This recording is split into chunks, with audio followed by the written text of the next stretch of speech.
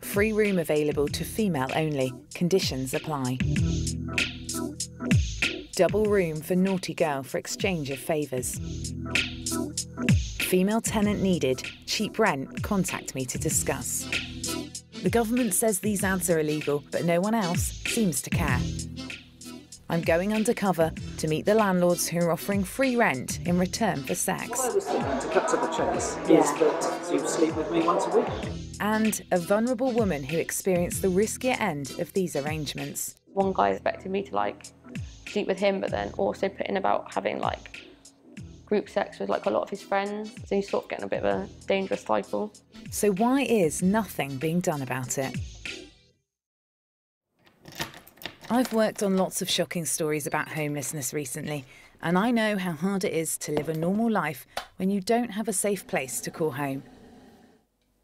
I thought I'd seen the worst of the housing crisis, but last year I heard about a new trend that I found most alarming: sex for rent. In the last 6 months, I've seen dozens of local adverts on Craigslist. Some of them are worded subtly, so could be rent-free for the right student, but others leave no doubt. Double room in return for your booty. Simple, no-hassle business deal. I want to speak to the guys posting these ads, but when I contact them as a journalist, they don't respond. So I'm going undercover.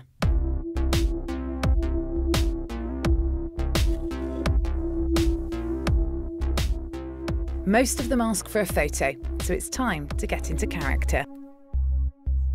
I've already responded to some adverts, and the replies have been very revealing. So one landlord here has told me he'd expect sex a couple of times a week. Another one says he has a high sex drive, is very adventurous and has no limits. And he'd also expect you to surrender to him. Now that makes me feel really weird, and I'm doing this as a journalist. I can't begin to imagine what it must feel like if you're doing this for real. Here's my picture. Right, it's gone, there's no going back now. I'm just really glad that I'm wearing the wig, to be honest, so they don't actually have a photo of me as I normally look. Trying the wig on at home is one thing. It suddenly feels very different on the way to my first meeting with a landlord. Right, I'll see you on the other side. From his advert, I already know Tom is in his 60s and has a one-bed flat on the outskirts of Bristol. He's already sent me more than 50 emails, including a photo, keen to arrange a meeting. The messages are mild, but he clearly feels very familiar already and goes straight in for a kiss. How are you? I already know part of the deal is sharing his bed, but I want to find out what else he's going to expect. When you say have a play, have a bit of fun, what is it you mean sort of specifically? Don't get embarrassed. Do what you want to do, and if you want to make it. Yeah. And if I didn't feel ready to do that straight away. Give it a week or two. Okay, and what if even after, I don't know, a couple of weeks or a month I still felt... Have a chat about it. Okay. So it would be that's sort of something else is required, at some point. At the end of the day, yeah. So I've just come back from a meeting with the landlord. And yeah, it was really I don't know how to, intense experience, I guess that's how I describe it. And even talking about the idea of doing it made me feel so uncomfortable. It wasn't a very nice experience. It wasn't very nice at all. And it just, all I keep thinking about is how these people doing this for real must feel. One of those is 22-year-old Laura from Bristol. After a family breakdown left her homeless, she entered into a sex for rent arrangement as a 19-year-old. Laura's not her real name, and she asked for us not to show her face. You were living with friends, you were sort of sofa surfing. Yeah. And then you ended up getting into this sex for rent arrangement. How did that come about? I sort of stumbled upon Craigslist. I went to London, and he he had a little, sort of almost like a little cabin outside that was like a bedroom and living room. But we had an arrangement that was written down and signed. So a couple of times a week, he'd sort of give me alcohol, drugs, take me out whatever, and then we'd have to sleep together. And that was sort of like the arrangement instead of money. How did that make you feel? Looking back, it's kind of disturbing, but at the time I just didn't care. I really didn't care about what was happening. And when you came back to Bristol, did you look at doing the sex for rent arrangement again? Yeah, I put some posts up. Everyone I spoke to just seemed a little bit dangerous. One guy that expected me to like sleep with him, but then also put in about having like group sex with like a lot of his friends. He's sort of getting a bit of a dangerous cycle. This whole sex for rent arrangement is relatively new, and it seems to have got much bigger in the last couple of years. Why do you think that is? For young people, it's hard to move out. It's hard to sort of like get jobs, and like even looking at shared houses, it's a lot of money, especially if you're working like minimum wage job. You're not going to be able to afford to live. Do you think landlords are then taking advantage? I think they are. They're using the fact that some young girls are vulnerable. They're using that against us. So are landlords who do this breaking the law? We've asked the Ministry of Justice, who told us offering accommodation in return for sex is illegal, and those who do so can face up to 7 years in prison. I arranged to meet the next landlord at a pub in Swindon.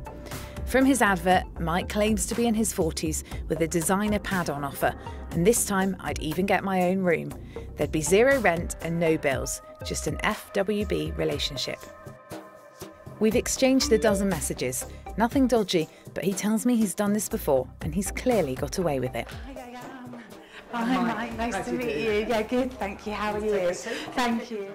No kiss this time, though when I ask for a small glass of wine, he very generously returns with a large one. Nice, isn't it? Can I give you the money for it? No, don't worry sure? about it. It's only a glass of wine. After some small talk, we cut to the chase. Turns out I've got competition. Yeah. And if you had, quite a lot of interest from your... I have. I've had 6 people reply. Yeah. But I haven't seen anybody else yet. Okay. Is there any rent to pay? Well, that depends on the arrangement. Okay. Right. Okay. So the room, the rent, all the bills, everything paid for, and I'll even give you an allowance every week, so that you feel that you're looked after. Okay? That's very generous. Well, it's up to you. Obviously, it'd be nothing to pay. What's the sort of arrangement, the sort of FWB, Friends with Benefits? Well, the benefits part is you sleep with me once a week. The Ministry of Justice says just placing an advert is illegal, but we've checked with the police who aren't aware of any prosecutions.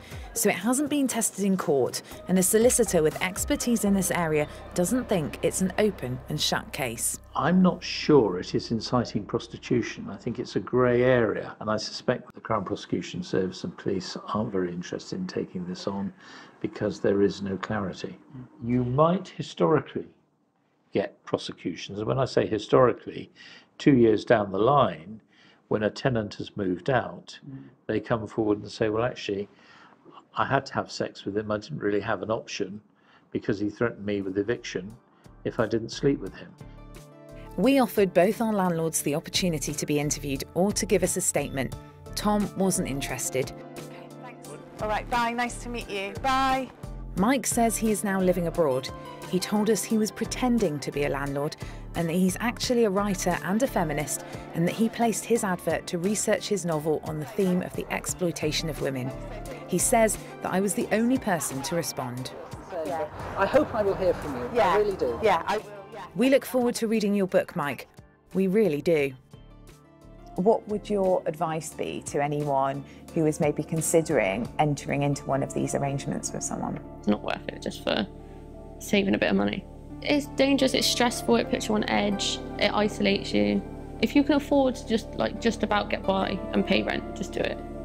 Or if you have to sort of grovel a bit and apologise to family or friends, just do it. It's not worth all that stress.